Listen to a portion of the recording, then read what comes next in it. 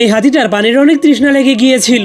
এই জন্য সে তার তৃষ্ণা মেটানোর জন্য মরুভূমির মধ্যে পানি খুঁজতে শুরু করে দেয়। কিন্তু সে অনেক খোঁজাখুঁজি করার পরেও সেখানে কোনো পানি খুঁজে পাচ্ছিল না, কারণ সবগুলো পানির গর্তই খালি হয়ে গিয়েছিল। তখনই হঠাৎ করে সে অনেক বড় একটা ডাইনোসরকে দেখতে পায়, যা দেখার পর সে অনেক লোভে পড়ে সেই ডাইনোসরের মাংস খাওয়ার জন্য সেই দিকে দৌড়াতে শুরু করে দেয়। কিন্তু সেখানে যাওয়ার পর সে আর কোনো ডাইনোসরকে খুঁজে পায় না। সে শুধুমাত্র অনেক সুন্দর একটা ফল গাছকে দেখতে পায়, যা দেখার পর সে অনেক লোভে পড়ে যখনই সেই ফলগুলোকে খাওয়ার জন্য গাছ থেকে পারার চেষ্টা করে, তখনই সে অনেক গভীর একটা গর্তের মধ্যে পড়ে যায়। এই জন্য হাতিটা অনেক ভয় পেয়ে সেই গর্ত থেকে বের হওয়ার জন্য অনেক চেষ্টা করতে থাকে, কিন্তু তবুও কোনো উপায় না পেয়ে সে তার 4 হাত পা ব্যবহার করে উপরে ওঠার চেষ্টা করে, কিন্তু এবারও সে ব্যর্থ হয়ে যায়। এর কিছুক্ষণ পর সেখানে একটা গন্ডার এসে সেই গাছের মাধ্যমে তার শরীর চুলকাতে শুরু করে দেয়। কিন্তু এরপর সে হাতির কান্নার আওয়াজ শুনতে পেয়ে সেই গর্তের সামনে চলে গেলে হাতিটা তার কাছ থেকে সাহায্য চাইতে শুরু করে দেয়। কিন্তু সেই গন্ডারটা এতটাই খারাপ ছিল যে সে হাতিটাকে কোনো সাহায্য না করে সেখান থেকে চলে যায়। এর কিছুক্ষণ পর সেখানে অনেকগুলো পাখি খাবার খাওয়ার জন্য চলে আসলে তাদের মধ্যে একটা পাখি সেই হাতিটাকে দেখে ফেলে।